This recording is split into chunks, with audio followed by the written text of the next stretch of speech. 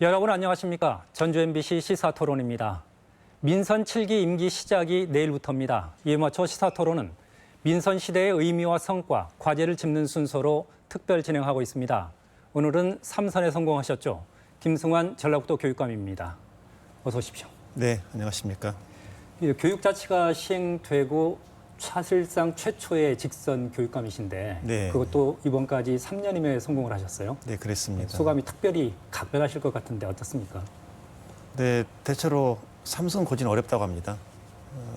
초선, 재선은 그런 데 가다가 3선 되면 많이 벽에 부딪히고 3선에 성공하는 사례는 드물지요. 그럼에도 불구하고 제가 3선에 성공한 것은 전적으로 도민 여러분들께서 지난 8년간 제가 수행해온 전북 교육 행정에 대한 신뢰 보여라고 생각하고 있습니다. 저에게 자신감을 심어준 선거입니다. 그 임기 3년임 임기 시작하시기 전에 네. 공약점검위원회를 꾸리신 것으로 알고 있거든요. 정확한 명칭이 어떻게 되나요? 그게? 교육감 취임 준비위원회입니다. 그럼 이게 그 인수위원회 성격인 건가요? 네, 보통 인수위라는 그 표현을 많이 쓰는데요. 인수위원회 이 표현이 지나치게 권위적인 느낌을 줍니다. 그래서 저는 2010년 시작할 때부터 그런 용어는 쓰지 말고 취임 준비위원회로 좀 낮은 자세로 하자. 그래서 명칭을 그렇게 쓰고 있습니다. 보통 현직들의 경우에는 인수위 이런 것을 잘 꾸리지 않고 연속선에서 그대로 업무를 이어서 하시던데 네. 특별히 이것을 구성하시게 된 어떤 동기가 있나요? 저는 이게 중간중간 이런 생각을 합니다. 어제까지 알았던 것 오늘 잠깐 끊어보자 하는 것. 사실은 이 용어는 엘빈 토플러가 굉장히 중시했던 용어이기도 합니다. 잘 해왔으니까 앞으로 잘할 거야 이거보다도 일단 멈춰서고 그러면서 이런 위원회를 꾸려서 전문가 집단이거든요. 꾸려서 한번 전체를 점검 받아보고 공약을 비롯해서 그리고 앞으로 4년 동안 해나갈 일에 대해서도 한번 그분들의 의견을 들어보자. 그래서 저는 이 위원회는 꼭 필요한 위원회라고 생각해서 꾸렸습니다. 교육감님께서는 그러면 이번에 임기 4년 동안 네. 가장 역점적으로 추진하실 공약, 좀 핵심 내용만 간추려서 요약을 해주신다면 어떤 것들이 있을까요? 핵심적인 것은 결국 그 아이들의 삶이고요. 아이들의 삶은 학교에서 이루어지는 것이고 학교에서 이루어지는 것이 교육이죠. 그래서 저는 학교가 정말 아이들의 삶을 잘 껴안는 아이들의 성장을 제대로 돕는 이런 학교가 되지 않겠냐. 그래서 혁신학교 지금까지 쭉 해왔는데 이 혁신학교의 나비 효과 이것이 모든 학교를 이렇게 쭉 퍼지게 하는 것이고 이미 운영되어 왔던 혁신학교도 좀 더 탄탄하게 기반을 구축해가는 그것을 가장 큰 정책 목표로 삼고 있고요. 또 하나 든다면 지금 교육부가 대통령 공약상 이행인데 유초 중등 교육 권한을 시도교육청으로 다 넘기는 작업을 하고 있습니다. 그리고 시도교육 협의회에서는 우리 전북 교육청이 주관 교육청에 대해서 이 작업을 진행하고 있습니다. 핵심은 이걸 통해서 학교 자치를 이루어내자는 겁니다. 그래서 이 두 가지가 가장 우선적인 공약이라고 정책이라고 볼 수가 있겠습니다. 알겠습니다. 그러면 김승환 교육 정책의 상징이 되다시피 한 게 바로 혁신학교 네. 이걸 텐데요. 그러면 임기 4년 동안 앞으로 이걸 쭉 더 확대해서 진행하시겠다는 말씀이시지 않습니까? 양적 성장이냐, 질적 성장이냐 이 두 개가 있고 아니 이 두 개를 다 같이 할 거냐. 저는 양적 성장보다도 이게 질적 성장이 성숙이 더 중요하다고 보고요. 그래서 일정 정도 이렇게 한계를 두고 더 이상의 양적으로는 팽창시키지 않으면서 자연스럽게 모든 학교로 혁신학교 교육 효과가 퍼져나가도록 하는 것 이것이 맞는 방향이라고 생각하고 있습니다.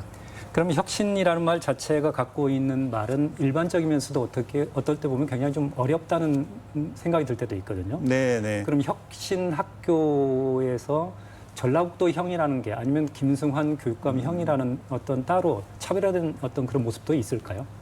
지금 다른 지역에서는요. 방금 말씀하신 어떤 형, 타입 이걸 말을 합니다. 예를 들어서 서울형 혁신학교, 경기도형 혁신학교 이런 용어를 쓰거든요. 근데 아마도 유일하게 전북에서만은 전북형이라는 그런 프레임을 쓰지 않고 있습니다. 이 프레임을 쓰는 순간 이 혁신학교가 지향하고자 하는 자유로운 이렇게 교육 과정 운영, 수업 평가 이런 것들이 어려워진다고 저는 보고 있습니다. 그래서 전북은 처음 출범할 때부터 이건 하지 말자 했고요. 혁신이라고 하는 것은 일부에서 그런 질문도 합니다. 왜 굳이 혁신이라는 용어를 쓸 필요가 있냐 그러는데 다른 나라들 보니까 유럽도 그렇고 영국, 미국 이 혁신 학교라는 용어를 많이 쓰고 있습니다. 교육감님, 그러면 그 혁신 학교가 어떻게 운영되는 겁니까? 핵심만 말씀을 해주시자면. 이렇게 기존의 그 교육과정 운영, 그리고 이렇게 수업 진행, 이 프레임에서 탈피하는 겁니다. 예를 들어서, 기존의 그 교실 수업을 보면, 듣는 사람과 말하는 사람과 말을 듣는 사람이 이렇게 분리되어 있었거든요. 근데 그것이 아니고, 이렇게 말을 하면서 듣고, 들으면서 말을 하고, 이러면서 학생들의 생각하는 힘을 이렇게 자연스럽게 길러주는 것. 그리고 교실이라고 하는 좁은 틀 안에서만 수업이 진행돼야 한다라고 생각했던 그런 고정관념이 많이 유연해지는 것이죠.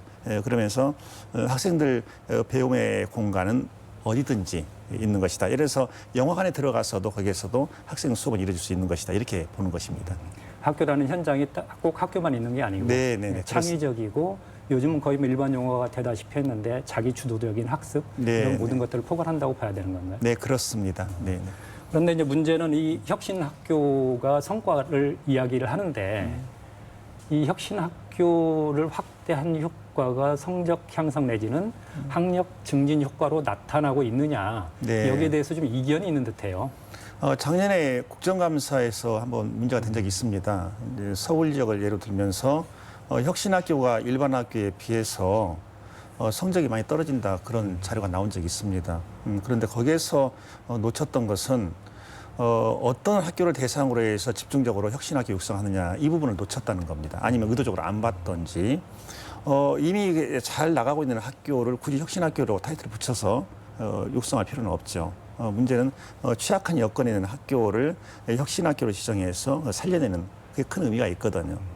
그렇다면 이 비교는 특정 학교가 혁신학교로 지정되기 전과 지정된 후 학생들의 성적이 어떠냐 이걸 이렇게 비교해야 되는 것이죠. 근데 그 비교는 굉장히 의미 있게 아주 좋은 기록으로 나오고 있습니다. 그럼 전라북도 학생들의 기초 학력 수준이 상대적으로 낮게 나타난다. 즉 기초 학력 미달 학생 수 비율이 상대적으로 전라북도가 높다. 이런 지적에 대해서는 동의할 수 없는 지적이겠는데요. 네, 사실 그 선거 때도 이제 그 부분에 많이 시달렸고 제가 교육감으로서 우리 그 선생님들 아이들이 굉장히 미안했습니다. 사실은 그것이 아님에도 불구하고 전북 아이들이 성적 꼴찌다라고 하는 그 프레임에 걸려서 계속 공격을 당하니까요. 심지어 토론을 보고 있던 어떤 초등학생 아이가 그러더랍니다. 엄마 아빠 우리가 공부를 제일 못해 이렇게 질문을 하더랍니다. 그런데 중학교를 예를 들어 설명을 드리겠습니다. 30명 중에 한반 30명 중에 한 명이 기초학력 미달이면 3.3%입니다. 대충 거기서 이렇게 왔다 갔다 하는 거거든요. 한 명이냐, 1.5명이냐 이겁니다. 그런데 그걸 가지고 어디는 아주 높고 어디는 아주 낮고 그런 식으로 비교한다면 고등학교의 경우에 기초학력 미달 비율이 전국 평균이 4.6이고 우리 전라북도가 4.3인데 서울은 7.3입니다. 그러면 서울이 전라북도보다 기초학력 미달의 학생이 굉장히 많다. 또 이렇게 말할 수도 없거든요. 중요한 것은 학교 급별로 올라가면서 성적이 계속 앞으로 진행하느냐. 아니면 정체되거나 퇴보하나 이게 중요하다고 보는 거죠. 근데 고맙게도 우리 전북의 아이들은 학교 급별이 올라갈수록 좋아진다. 그리고 수능에 가서 그냥 결정판을 이룬다. 이렇게 말씀드릴 수 있습니다. 그러면 교육감께서는 방금 말씀하실 때 질적인 성장을 더 강조하시는 듯한 어떤 그런 것을 좀 받아들였는데 네. 그래도 구체적으로 혁신학교를 어느 정도까지 늘리겠다 내지는 질적인 성장 목표치를 어느 정도 두겠다는 것으로 좀 말씀을 해주신다면 어떻게 변할 수 있을까요? 지금 취임준비위원회에서 이 부분도 다룰 겁니다. 저는 그 선거 과정에서는 양적 성장에 대해서 강조를 했거든요. 그런데 지금 취임준비위원회 전문가들 의견은 그것보다도 질적 성숙을 꾀하는 쪽으로 가는 게 낫지 않겠냐. 그래서 지금 그 의견을 지금 계속 조율하고 있는 중입니다. 네, 알겠습니다. 그리고 또 한 가지 문제가 그 자립형 그 사립학교 자사고 문제라고 이야기를 하는데 그 문재인 정권에서도 계속 이 문제가 뜨거운 그 화제가 되고 있거든요. 화두가 되고 있거든요. 외고와 더불어 가지고 이걸 폐지론까지 나오고 있습니다. 교육감님의 생각은 여기에 대해서는 어떤 철학을 하고 계시는가요? 지금 문재인 대통령의 대선 공약 중에 자사고 폐지가 확실히 들어있죠. 사실은 저는 그보다 훨씬 전에 그 2010년 교육감 선거 때 이걸 들고 나왔습니다. 그리고 당시 교육감님께도 자사고 지정은 그냥 놔두고 가십시오. 그건 내가 알아서 하겠습니다. 그것은 지정하지 않겠다는 뜻이었거든요. 그런데 임기를 불과 며칠 앞에 두고 그걸 지정하고 퇴임을 하신 겁니다. 그러다 보니까 제가 그 뒷수습을 해야 되고 결국 이제 헌법재판소에서 그 사건을 다루게 됐죠. 그런데 저는 그때나 지금이나 일관된 생각입니다. 특권교육, 차별교육 이런 것은 안 되고 우리 학생들이 공부를 잘하는 학생과 좀 떨어진 학생들이 한 자리에 섞여서 이렇게 공부하면서 서로를 도와가는 함께 성장해가는 이런 것이 진정한 의미의 교실이고 수업이다, 교육이다 이렇게 생각하는 것이죠.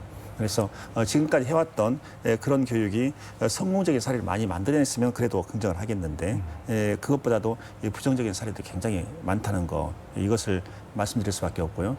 또 하나 지금 언론 보도도 나오지 않고 일반 국민도 제대로 인식하지 못하고 있지만 국가의 그 주요 권력 구조 있죠. 그 기구 안에 들어가 보면 특정 고등학교, 그냥 자사고 이런 학교들의 졸업생들이 차지하는 비율이 쭉 올라가고 있습니다.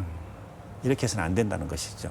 그러니까 전국 어느 고등학교든 쭉 출신자들이 골고루 배치되면서 국가 권력 구조를 이루는 것 이것이 국가를 위해서 바람직하다는 것이죠. 반대로 그러면 그 자사고 쪽에서는 그게 특혜가 아니고 오히려 교육 평등권을 침해하는 거 아니냐. 결국 교육감님께서 이 자사고 재지정 취소권을 갖고 있는데 만약 예를 들어서 헌법재판소의 판결에 따라 달라질 수는 있겠지만 교육감님의 소신은 그럼 일단 재지정 취소 쪽으로 방향을 잡고 가겠다는 걸로 받아들이면 되는 건가요? 네, 지금 현행 법률상으로는 평가 절차를 밟도록 되어 있습니다. 그리고 현재 평가는 뭐 60점만 되면 통과하도록 되어 있거든요. 이것을 강화할 겁니다. 최소한 어느 정도 기본이 되는 일반고 수준은 훨씬 더 넘겨야 이걸 지정할 수 있는 것이지 그러지 않고는 지정하기 어렵다. 그 입장이 확고하고요. 그동안에는 제가 이 권한을 제대로 행사하지 못했습니다. 교육부가 교육감이 이 권한을 제대로 행사하지 못하도록 다 막아버렸거든요. 하위 규범으로. 그래서 이번에 평가는 진정한 의미의 평가가 되도록 하겠습니다. 교육감님께서는 결국 자사고 문제가 고교 평준화의 근간을 흔드는 문제로 보거나 내지는 공교육을 훼손하는 문제로 이렇게 연결해서 보시는 건가요? 네, 그렇습니다. 지금 우리 전라북도만 하더라도 일반계 고등학교가 상당히 많이 있지 않습니까? 근데 이 일반계 고등학교가 다양한 학생들을 이렇게 선발할 수 있어야 되는데 점수가 높은 학생들을 우선적으로 선발해버리고 자사고가 그리고 나머지 학생들을 이렇게 모집하기 때문에 실제로 그렇건 그렇지 않건 간에 그냥 열패감을 느끼는 것 같아요. 그리고 우선 학생들이 어느 정도 이렇게 들어와 있으면 학생들이 이렇게 동반 성장을 할 수 있는 계기가 되잖아요. 근데 그런 것이 없다는 것이죠. 현재 그 법원이나 검찰이나 중앙정부에서 우리 전북 출신으로 상당히 각광을 받고 있는 사람들 출신 고등학교를 보면 자사고가 아니라 일반고 출신이 굉장히 많이 있습니다. 그런데 이게 이제 가면 가서 떨어질 수밖에 없다는 것이죠. 그러면 동시 선발이 지금 전라북도에서는 시행이 되고 있는 건가요? 이번부터는 이제 우선 선발권 폐지입니다. 올해부터가? 네, 그렇죠. 그래서 동시 선발을 하는 것이죠. 그렇게 하고 거기서 탈락한 학생들, 자사고 지원에 따라 탈락한 학생들에 대해서는 이제 제약을 가하는 겁니다. 이것은 일반계 고등학교에 지원했던 학생이 탈락했을 경우 입는 불이익과 똑같습니다. 더 큰 불이익을 자사고 지원 학생들에게 가하는 것은 아닙니다. 네, 알겠습니다. 그 문재인 정권의 또 다른 그 교육 관련해서 중요한 그 공약 중에 하나가 무상 시리즈를 확대하겠다. 그래서 이번에는 고등학교까지 무상 교육을 확대하겠다. 그리고 그 완성은 2022년으로 잡고 있다고 이야기를 했는데 교육감님도 그 큰 틀에서는 다르지 않는 것으로 알고 있거든요. 교육감님의 보관은 어떤 겁니까? 네, 2022년 그때까지는 정부가 반드시 실현을 해야 됩니다. 실현을 해야 되고 그때까지 우리나라가 고교 무상교육 정확하게는 고교 무료교육을 실현했다고 해서 그 사실은 국가가 국민에게 대단한 일을 한 건 아닙니다. 왜 그러냐면 국가별로 비교해 볼 때 벌써 유럽 많은 나라에서는 여러 해 전부터 아주 오래 전부터 대학원 박사과정까지 무료로 하고 있지 않습니까? 그런데 겨우 고등학교 하면서 뭐 큰 일을 이룬 것처럼 그렇게 하면 안 되고요. 그런데 역시 그 정치는 경우에 따라서 한계가 있습니다. 행정이 발목을 잡는 경우도 있거든요. 이렇게 정치 라인에서 이렇게 한번 해보자라고 하는데 행정 라인에서 이건 이렇게 문제가 있으나 예산 문제가 이렇게 나오지 않습니까? 그래서 우리 전북교육청이 먼저 선제적으로 나가보자. 그게 차라리 낫겠다. 그러면 정부도 그만큼 부담을 느끼지 않겠습니까? 국민 공약사항인데. 그래서 올해부터 전북에서는 고등학교 입학금을 받지 않습니다. 도교육청 예산으로 지원하고 있고요. 그다음에 선거에서 공약한 그대로 중학교, 고등학교 신입생들에게 교육비 지원합니다. 그리고 현장 체험학습 옛날에 수학여행이라고 했죠. 그 비용을 또 전액 지급을 하고 이런 식으로 해서 우리는 우리 방향을 잡고 나가고 이것이 동시에 대통령이 공약했던 고등학교 무상교육 실현 이것에 자꾸 자극을 가하는 그런 역할을 할 생각입니다. 가장 큰 관건은 이렇게 했을 때 결국 재정 문제가 아닐까요? 재원 문제? 네. 재원 문제가 중요한데요. 제가 실제로 예산을 운용해 보면 그 재원 문제로 할 일을 못하는 경우는 그렇게 많지 않습니다. 많지 않고 사실 앞선 그 두 개의 정부에서는 전북교육청이 상당히 밉보했지 않습니까? 그런데 지금 정부가 바뀌고 나서는 문재인 대통령 정부와 전북교육청은 누가 봐도 아주 좋은 사이 아니겠습니까? 그것을 증명하듯이 올해 예산이 대폭 늘어났고요. 뭐 작년 대비 4,600억 늘어났는데 그건 엄청난 돈입니다. 전라북도 크지 않은 군단이 1년 예산하고 맞먹는 것이거든요. 그래서 앞으로도 제가 4년 하는 동안 예산에는 큰 어려움은 없을 것 같습니다. 결국 이런 문제가 그 학부모들, 그 도민들 관심을 끄는 가장 큰 이유는 결국 사교육 시장이 너무 커져 있다. 네. 예를 들어서 유치원만 하더라도 공립 유치원 들어가기가 오히려 대학 입학하기보다 더 어렵지 않냐는 이야기가 들 정도인데요. 네. 결국 이거와 맞물려 가지고 결국 사교육 시장을 어떻게 제한하거나 통제란 말이 좀 어폐가 네. 있을지 모르지만 이런 부분에서 또 뭔가 좀 지혜로운 방안이 나와야 할 듯 하거든요. 네. 그러니까 왜 이렇게 사교육 시장이 확대되고 사실은 또 이제 학원을 운영하신 분들 말씀 들어보면 계속 위축됐다고 그럽니다. 학생 수에 격감하고 하니까. 그리고 많은 국민들이 학원 교육에 의존을 하느냐. 심지어 현직 교사들의 경우도 자녀들을 학원에 보내는 경우가 적지 않거든요. 왜 이러는가. 그 원인이 있을 거라는 거죠. 근데 그 원인에 대해서 정확하게 말하는 사람들 사실 많지 않습니다. 저는 이미 오래전부터 그 교과서를 지목합니다. 교과서 수준이 너무 어렵다는 거죠. 그리고 분량이 너무 많고요.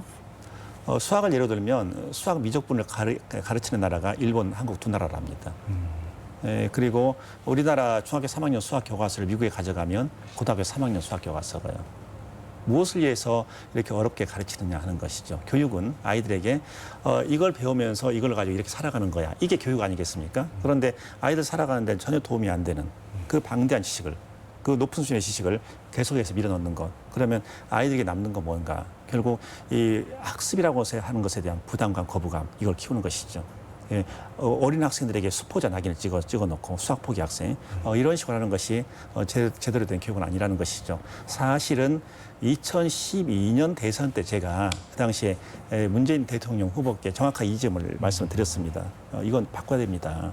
바꾸고 지금 교과서를 지금 전통적으로 이게 대학 교수들이 집필을 하고 그리고 현장 교사들이 가서 보완하지 않습니까? 그런데 이렇게 할 것이 아니라 이제는 교과서 만드는 작업도 교사들 손에 다 넘겨주고 심지어 수능시험 출제까지도 다 넘겨줘서 현장에서 이렇게 아이들을 가르치는 사람들이 교과서도 만들고 그리고 문제도 내고 하는 게 맞지 않겠냐. 사실 이렇게만 된다면 교과서 수준이 어느 정도 도덕성만 회복한다면 사교육에 대해서 우리 국민들이 그렇게 의존하겠냐 하는 겁니다. 과거에는 안방에서 아이들을 가르쳤지 않습니까? 어머니 아버지가 중학교만 졸업했어도 충분히 가르쳤거든요.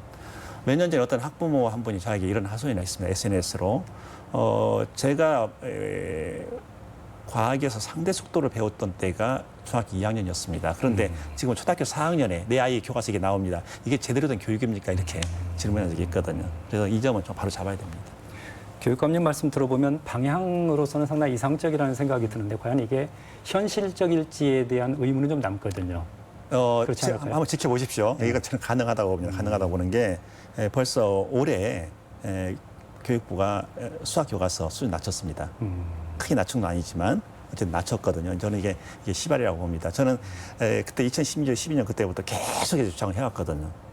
그리고 이번 대통령 임기 내에 저는 이걸 꼭 관철시킬 그런 강한 의지를 가지고 있습니다. 그 수단은 시도육감 협의회 그 채널을 통해서 정부에 호소하고 설득하고 압박하고 이러면서 이것을 반드시 읽어내야 우리 아이들이 정말 살맛나는 학교가 되겠다 이 생각하고 있습니다. 교육감님께서는 지난 4년간, 지난 8년간으로 확장해서 이야기해야 할 것 같은데 예를 들어서 교원 평가 문제라든지 그리고 그 뭐가 있나요? 학교폭력 학생부 기재 네, 문제라든지 네. 이런 부분들과 관련해 가지고 중앙정부하고 많은 그 마찰을 빚었지 않습니까? 네. 그럼에도 불구하고 이런 어떤 소신을 갖게 되는 가장 중요한 어떤 그 핵심 내용은 뭔가요? 딱 한 가지입니다. 아이들에게 집중한 겁니다. 아이들이 집중하고 제가 좀 힘든 정책이라 하더라도 이것이 아이들에게 필요하면 과감하게 수용을 하고 아무리 정부가 미사여구를 쓴다 하더라도 이것이 아이들에게 도움이 안 되거나 해가 된다 그러면 이거 방어한 겁니다. 그래서 교원 평가의 경우에 우리 학생들도 평가하고 동료 교사도 평가하고 학부모도 평가를 합니다. 근데 혹시 우리 그 김한관 기자님 그 자녀 저게 교원 평가 혹시 해보신 적 있으십니까? 교사를 모르고 하시잖아요. 그렇죠. 알고 평가를 모르고 평가를 이 제도 자체가 이렇게 문제가 많은 겁니다. 그래서 이런 걸 하지 말자는 겁니다. 근데 교육부는 그러죠. 이 교원 평가를 통해서 교사의 수업 전문성을 높인다. 그러는데 수업 전문성을 높이기 전에 이미 교사에게는 굉장히 강한 모멸감을 주는 겁니다. 그래 이런 방식으로는 성공할 수 없다. 어느 집단이건 간에 하위층이 있는 거죠. 그 하위층을 걸러냈다. 그래서 그럼 하위층이 많이 없어진다. 또 다른 하위층이 나오는 거야. 이게 조직 이론상 당연한 거 아니겠습니까? 그래서 이런 걸 하지 말자는 것이고 또 학교 폭력의 경우에 저는 그 아이들이 이렇게 성장하면 다투지 않습니까? 그런데 그 다투는 것도 교사로서는 교육적 관점에서 바라보는 게 중요하다 하는 것이죠. 예를 들어서 프랑스를 예로 들면 아이들이 사소하게 충돌하고 하는 것은 교사가 지켜보는 것이 바로 개입하지 않는다. 왜 그러냐? 너희들 그러면서 어떻게 성장하는 걸 보자 하는 것이죠. 어지간한 것은 아이들이 스스로 다투고 스스로 해결하고 이러면서 이제 민주 시민으로서의 교양을 키워나가는 것이죠. 그런데 우리나라는 그게 아니고 초등학생이 됐건 중학생, 고등학생 됐건 아이들이 다투면 무조건 학교에서 제재를 가하고 징계를 하라는 거죠. 그것을 학생부에 기재해서 이 아이가 대학 갈 때 또는 기업 취직할 때 그때 자료를 내라 하는 것이죠. 이게 아이들 가슴에 좋은 것이 새기라는 겁니다. 저는 그래서 아니, 세상에 지금 현대 사회에서 이렇게 잔인한 아이들이 이렇게 잔인한 나라가 어디가 있냐. 징계를 가했으면 그다음에 돌아오기를 기다려주는 그런 나라가 되어야지. 이렇게 아이들에게 해서 앞길을 막아서 뭐가 되겠냐. 그래서 제가 저항을 했던 것입니다. 알겠습니다.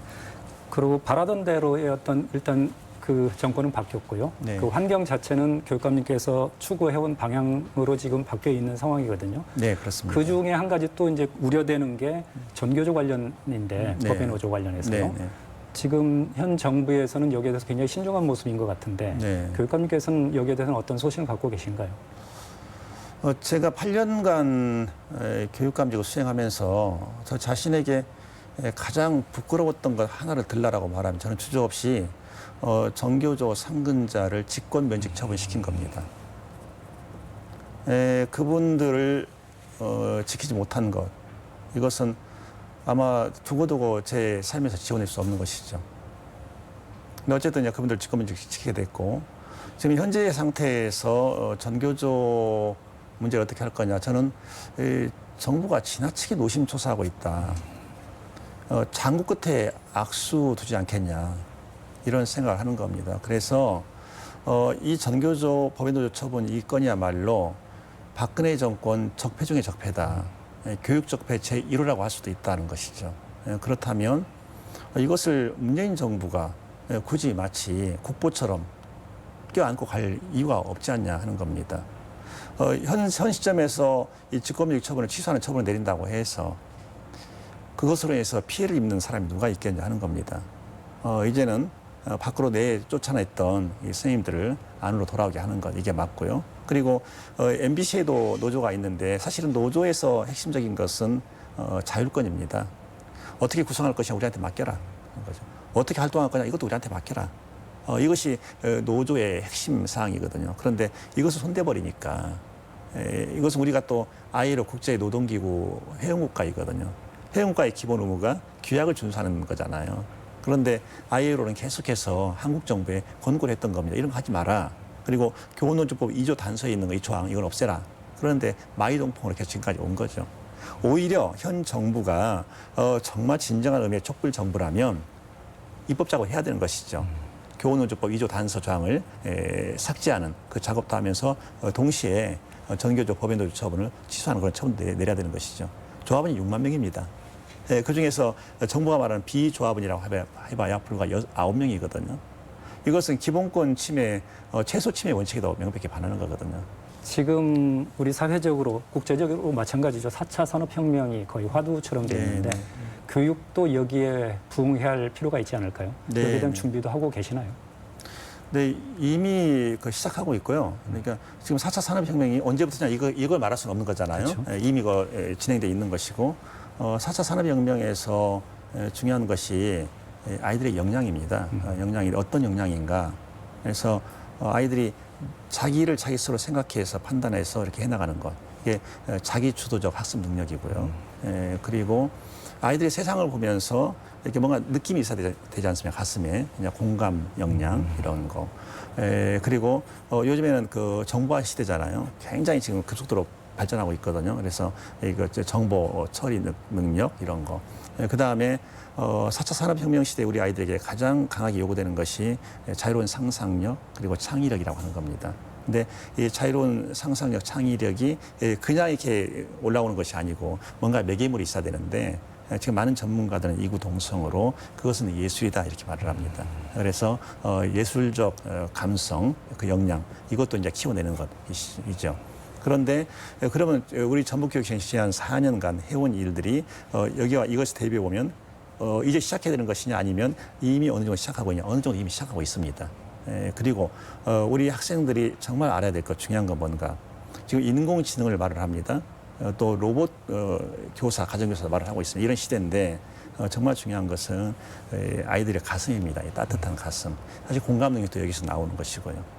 그리고 예술적 감성도 여기서 나오는 것이고 그래서 우리 아이들이 이거 로봇 AI 시대가 되면 우리 뭐 할 일 없어지는 거 아니야 그게 아니라 나는 여전히 따뜻한 가슴을 가지고 있다 이 생각을 하면 이제 많은 것이 상상력을 통해서 이루어질 거라고 생각합니다. 그런데 안타깝게도 최근 전라북도 교육 현장에서 일어난 문제 그중에 그 현장 실습을 나갔던 학생들의 안타까운 사연들이 좀 있었거든요. 네네. 여기에 대한 개선책은 어떻게 잘 진행되고 있는 건가요? 네, 일단은 그 노동을 제공하는 의미의 그런 현장 파견은 폐지했습니다. 폐지하고 그러나 학습의 과정으로서 필요한 것 있죠. 지금 뭐 자유학기제 이것도 마찬가지거든요. 이렇게 현장에 가서 보도록 하는 건데 이것을 학습의 과정으로 필요한 것이라면 한 1개월 정도 이 정도는 허용하겠다. 그리고 거기에 들어가는 학생들 비용이 있거든요. 그 비용은 뭐 교통비도 있고 여러 가지 있지 않습니까? 그래서 그런 비용은 교육청 예산으로 지급을 하겠다는 계획입니다. 앞으로는 이런 부분에 대한 문제는 더 이상 재발하지 않는다는 걸 저희들 기대도 되나요? 네, 재발해서는 안 되도록 이제 노력을 해야 되는 것이냐. 사람이 하는 일이라 또 놓치는 수도 있겠지만 이런 비극이 다시 일어나지 않도록 할 겁니다. 김수환 교육감님을 이야기할 때 흔히 대기업과의 어떤 마찰 이런 이야기를 많이 하거든요. 뭐 당연히 예상하셨던 질문이라고 생각을 하는데 네. 삼성전자에 취업 추천을 안 해주겠다 이런 문제도 있었고 그 삼성 계열사에서 추진했었던 여름방학 과외죠. 정확히 이야기하면 네. 여기에도 학생을 보내지 않겠다 이런 이야기가 있었는데 그건 정확한 의미는 어떤 거였습니까? 그래서 이 부분은 이제 팩트가 중요하다고 보고요. 지금 반도체 사업장에서 근무하는 노동자 중에서 불치의 질환을 앓고서 사망했거나 현재 투병 중이거나 하는 사람들이 굉장히 많습니다. 그런데 이것을 산업재해로 인정하는 문제에 대해서 고용노동부도 그렇고 법원적으로 굉장히 인색합니다. 사람은 죽어나가고 있는데 그걸 안 해주는 것이거든요. 그러다가 보니까 현재 그 운동을 하는 단체의 구성원들을 봤습니다. 그런데 놀랍게도 그 대표적으로 이끌어가는 사람이 우리 지역 군산여상 출신이었습니다. 그래서 제가 최근에 기록을 쭉 보니까 그 당시에 보니까 삼성전자 반도체 사업부를 비롯해서 반도체 기업에 취업하는 학생들이 상당히 많다는 걸 알게 됐습니다. 본인이 선택해서 가는 건 교육감이 어떻게 맡겠습니까? 자기 직업 선택의 자유인데. 근데 저는 학교장들에게 이렇게 권고를 한 겁니다. 삼성전자 반도체 사업장을 사업부를 포함해서 반도체 기업에 우리 학생들을 취직시키는 것을 자제해 줄 것을 권고합니다. 이게 팩트입니다. 그럼에도 불구하고 학교장 입장에서 그래도 그럼 보내겠습니다. 어쩔 수 없는 것이죠. 그건 학교장 권한이니까. 저는 이렇게 말했던 것이고요. 그다음에 삼성 드림 클래스라고 하는 건데요. 이 삼성 드림 클래스는 삼성그룹에서 대학생들에게 근로장학생처럼 돈을 지급하는 겁니다. 그런데 뭘 제공해야 되냐면 아이들을 가르치라는 겁니다. 방학기간을 이용해서. 그러면 이제 아이들은 어떻게 할 거냐. 그것은 교육청이 추천해달라 이겁니다.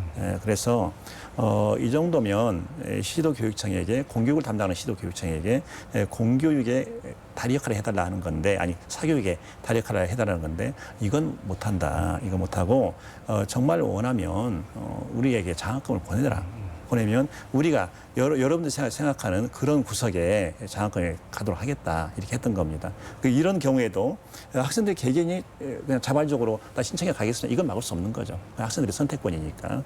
그리고 또 하나는 어린 학생들에게 어려서부터 그 특정 기업의 이미지를 계속 심어 넣는 것. 이게 과연 교육적으로 좋은 것인가? 거기에 대해서 저는 의문점을 찍었고요. 또 하나 우리가 거부한 게 있습니다. 정수장학회 하실 겁니다. 정수장학회에 장학생을 추천하는 것 이것도 전북교육청은 거부해 오고 있습니다. 정수장학회 1호 장학생이 누군지 혹시 아시는가요? 1호가 청와대 그 실장했던 김기춘 씨입니다. 네, 거기가 1호 장학생입니다. 네, 그래서 정수 장학생들 그 출신들 나름대로 연대감도 상당히 있는 것 같은데 우리 전북에서는 안 되겠다라고 판단한 겁니다. 그런데 결과적으로 보면 학생들의 건강권을 위해서 그리고 공교육 체계를 훼손할 수 있다는 우려 때문에 그 원칙이나 철학은 분명히 맞다고 생각을 하는데 결과적으로 밖으로 알려지는 건 교육감님의 어떤 뭐 고집 내지는 불통 그런 것으로 비춰지는 측면이 많았거든요. 그럼 이해하는 쪽에 문제가 있는 건가요? 아니면 교육감님의 소통 방식에 문제가 있다고 생각을 하시나요? 제가 아마 이해를 덜 시켰나 이런 생각이 들고요. 그리고 사실 지난 8년 제가 언론 관계는 상당히 불화를 했죠. 그러다 보니까 언론에서도 제가 방금 말씀드린 기본적인 팩트 전달하는데도 성의를 충분히 보이지 않았던 것 같고 아마 지금 같으면 언론도 일단 평가는 그 다음 문제고 최소한 기본적인 팩트는 그대로 전달하는 그런 일을 했을 건데 이런 생각이 듭니다. 저도 좀 소통을 해서 노력을 해야 하겠죠. 그럼 교육감님께서는 앞으로도 삼성 관련 이런 그 제안이 오거나 그 여름 드림 클래스요 이런 거나 삼성전자 학생 추천 관련 문제가 다시 제안이 온다 하더라도 똑같은 원칙과 철학으로 반대하실 생각이신가요? 네, 삼성전자 반도체 사업장을 비롯한 반도체 기업에 우리 학생들을 보내는 것을 자제해 달라라는 권고 이것은 여전히 유효합니다. 그대로 살아 있고요. 그리고 언제든지 삼성 쪽에서 전북의 학생들을 위해서 장학금을 제공하겠습니다. 그럼 받습니다. 그거는. 그럼 100% 받습니다. 그러나 이런 방식으로 우리 학생들을 추천하고 하는 것은 못하겠다 그런 뜻입니다. 네, 알겠습니다. 저희들 준비한 시간이 다 돼갑니다. 끝으로 민선 7기 마무리 말씀으로 덧붙이고 싶거나 강조하고 싶은 말씀 또는 다짐이 있다면 마무리 말씀으로 부탁드립니다. 네. 도민 여러분들께서 저에게 새로운 4년을 주셨습니다. 이 시간 금쪽같이 사용을 하겠습니다. 오로지 아이들만 바라보고 가겠습니다. 아이들이 자유롭게 성장하도록 하겠습니다. 아이들이 삶의 즐거움을 느끼도록 하겠습니다. 아이들에게 공부도 마치 오락처럼 느껴지도록 하겠습니다. 교사의 권한 철저하게 존중하겠습니다. 교육 공동체 전체가 교사의 권위를 인정하는 그런 체제를 만들어내겠습니다. 교육 행정직, 비정규직까지 굉장히 고생들을 많이 하고 계십니다.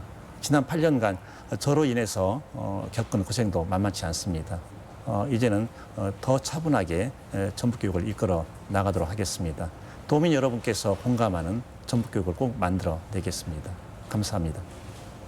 교육감은 흔히 소통용어로도 불립니다. 교육이 그만큼 모두의 관심사고 교육감의 역할 또한 중차대하다는 반증일 텐데요. 오늘 대담이 전북교육의 현재와 미래를 이해하는 데 유익한 기회가 됐으면 합니다. 시사토론 여기까지입니다. 시청해주신 여러분 고맙습니다.